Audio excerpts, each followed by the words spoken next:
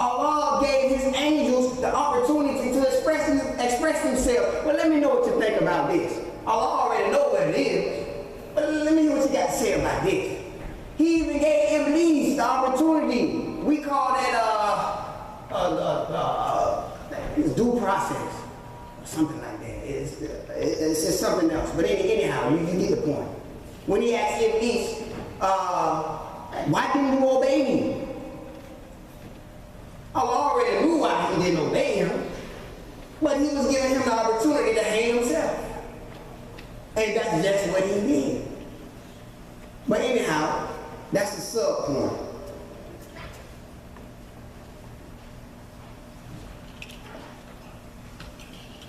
So Allah said, I know what you don't know. And he taught Adam the names of all things. Then he placed before the angels those things and said, tell me the names of these if you are right. They said, glory be to you, of knowledge we have none. Say what you have taught us. In truth, it is you who are perfect in knowledge and wisdom. Here we are going back to that knowledge, humbling ourselves before someone that's a little bit more knowledgeable than us. This is the angels, humbling themselves before Allah Azza wa Jalla, acknowledging his superiority. And then Allah went on to show out. Okay, now since you're feeling like that, let me show you something. Check this out. Look at this right here. He said, oh Adam, tell them their names. When he had told them, Allah said, did I not tell you that I know the secret of the heaven and earth? I know what you did, what you consider. Allahu Akbar. Yo. Now, before you can go, if you want to come here and be the Imam or any mosque, you got to have knowledge. First of all and foremost, you must be knowledgeable of what you're going to be placed as an administrator over. And to remind you, in Islam, we do not ask for rank. We do not ask for position. So all of this was going on with the politicians when it's time for the presidential. Like, oh, I want to be president. It will make me subhanAllah. No. When you will be able to know. Trust me, I do. I hear it all. I talk to people, and when I can hear when they know just a little bit more than me. I humble myself. You will know, and you will choose that person. One man today, I didn't ask for this. I didn't ask for it. But Allah knows best. So anyhow,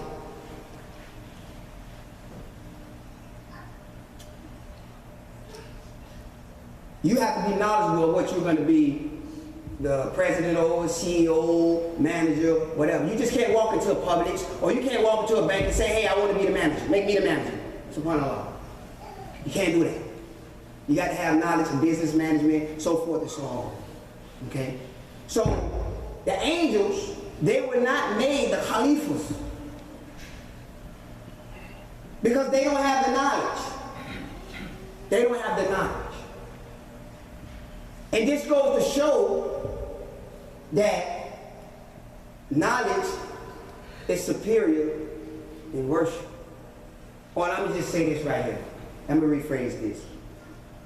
Going out seeking knowledge is more better than you sitting in the mosque all day doing dhikr, counting, subhanAllah, alhamdulillah, that's good. You know, if you want to sit in the mosque all day and, you know, count the dhikr beads and be holier than thou, subhanAllah. Because one learned person is more hard on the devil than 1,000 ignorant worshippers. But anyhow, so Adam was able to tell them the names of everything. Adam knew the relationship. Adam knew his relationship to the whole entire creation. Let me ask you a question. Do you know your relationship to Allah's creation? You must. Because within the word Khalifa, one of the many meanings is successor. To succeed one generation after another one. Okay? So we all are Bani Adam. We all are the children of Adam. We all are his successors. We have to be his successor when it comes to knowing our relationship to Allah's creation. Take, for example, the tree. What is your relationship to the tree? Remember I said earlier, Allah said that if all the oceans was ink and all the trees was pens.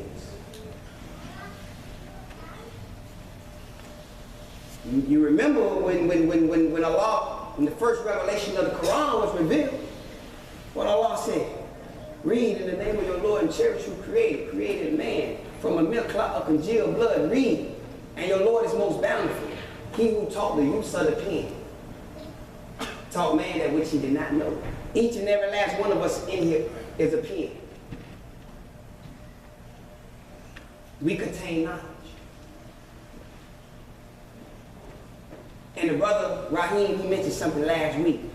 And when he said it, it just jumped out. He was talking about the light.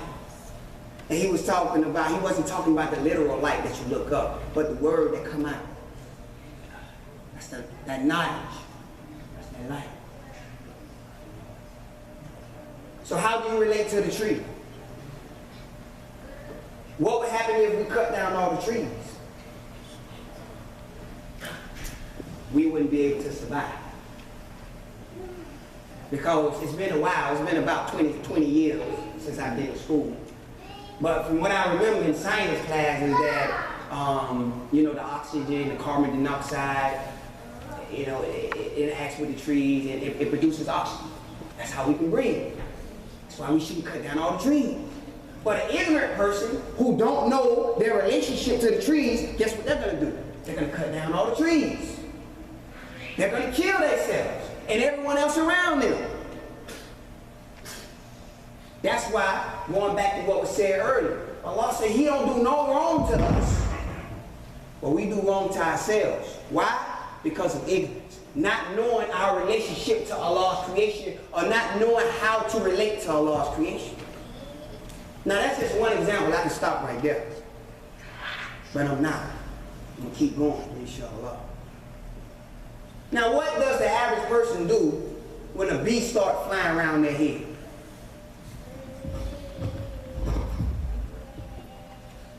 Do you know what would happen if all the bees would become extinct?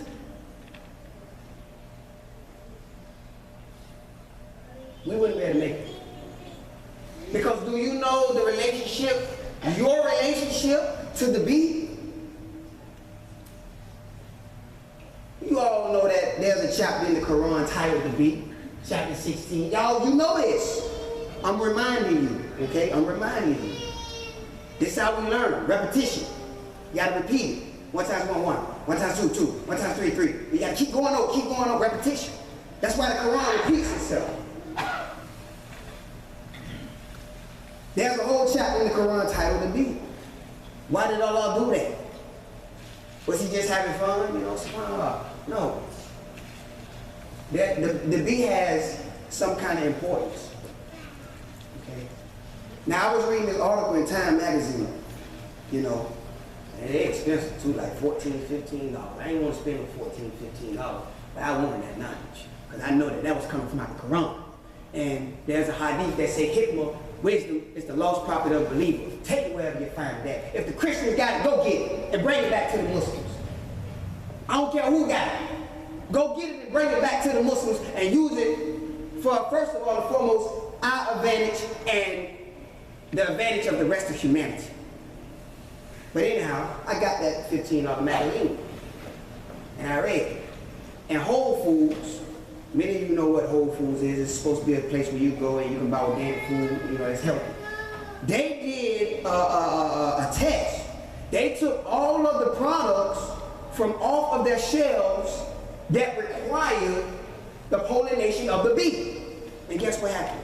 more than half of their products was removed from the shelves. So now, next time you see a bee flying around your head, don't kill it, because you're going to keep killing yourself slowly. What is your relationship to the mountains? How do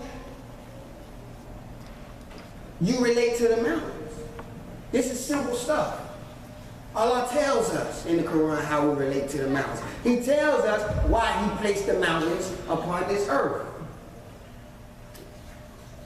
And He said that, no, I'm not going to tell you. I'm going to make you think. Use your aql, your intellect, because there's a verse in here. There's going to be some people, the people who is going to be in the hellfire, they're going to be in the hellfire regretting that they did not use their aql, their intellect. When you look that up, it's the ability to learn, reason, and understand. Comprehend. This is a verse. I can go to the verse right now, but for the sake of time, not. Many of you in here, you know what that verse is. Anyhow, on the day of judgment, what's going to happen? What's going to happen to the mountains? They're going to turn into dust. Now, what's going to happen after that? What happens if the mountains turn into dust? Allah said the reason why He created the mountains was to bring stability to the earth. You know the earth is spinning right now, right? I don't know at what speed, but it's spinning at a great speed. And you notice how smooth it is? You can walk, it ain't tilting nothing, Allah said He placed the mountains on the earth to bring stability. So this is why on the day of judgment, when the mountains turn to dust, there's going to be an upheaval. Everything is just going to go to shaking. So now what happens if you or I say, you know what, we don't want any mountains no more. We're just going to get rid of all the mountains. We wouldn't be able to survive. What is your relationship with water? We all know that, as mentioned earlier, the whole earth is made up of 70% water. Allah says that He created everything from water. Everything requires water. Cooking, cleaning, your car needs water in it. Everything needs water. Birds need water. Fishes definitely need water. Everything is dependent upon water. And Allah said He created everything from water. So you and I, we cannot survive without water. So I think y'all get my point. So I'm going to go ahead and conclude the first half of this football. I'm not finished yet. I'm not finished.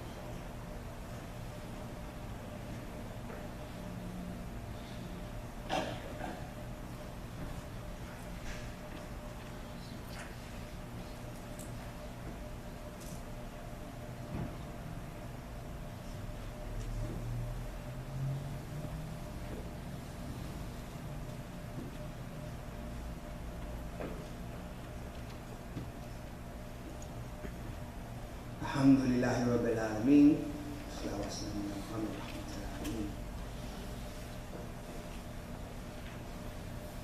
We have to know how to relate to Allah's creation.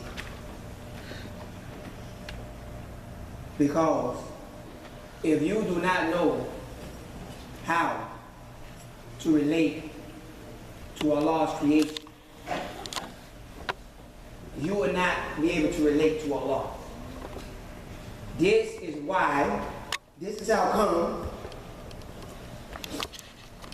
you must learn how to relate to Allah's creation.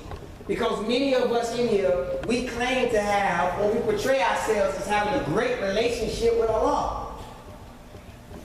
But Allah knows best. A lot of us don't know how to relate to Allah's creation.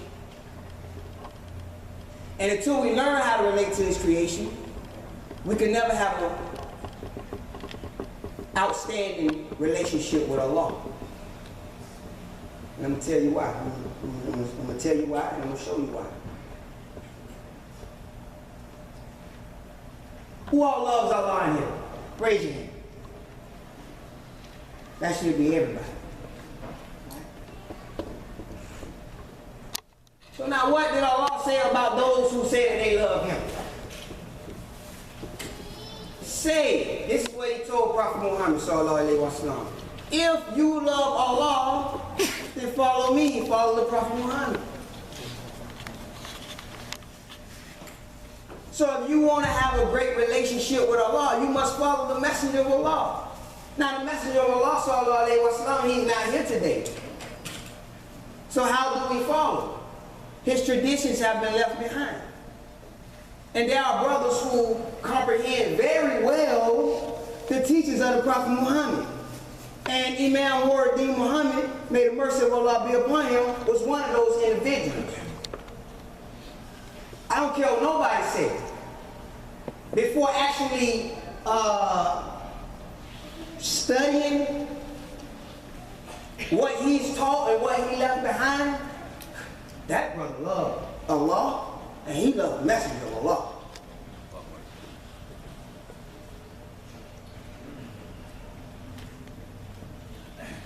Now, there's a lot of bad relationships today between man and woman. This is the reason why relationships are not lasting. Because man do not know how to relate to a woman, and woman do not know how to relate to a man. Notice I say a man and I say a woman. I didn't say a little girl, I didn't say a boy. I say a man and a woman. That's a difference. And children don't know how to relate to their parents. Parents don't know how to relate to their children. There's no such thing as saying that you don't want to be in a relationship with a man, or you don't want to be in a relationship with a woman, or you don't want to be in a relationship with your mother, your father, or your daughter. SubhanAllah. That's a lie. That's self-deception. You living in a false reality. Because man cannot survive without woman. Woman cannot survive without man. Every man, in order to get on this earth, had to come through a woman. Allahu Akbar. What is Allah telling you?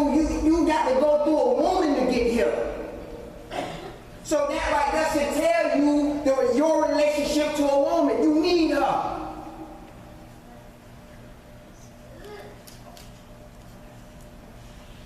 Now on the other hand, that goes both ways.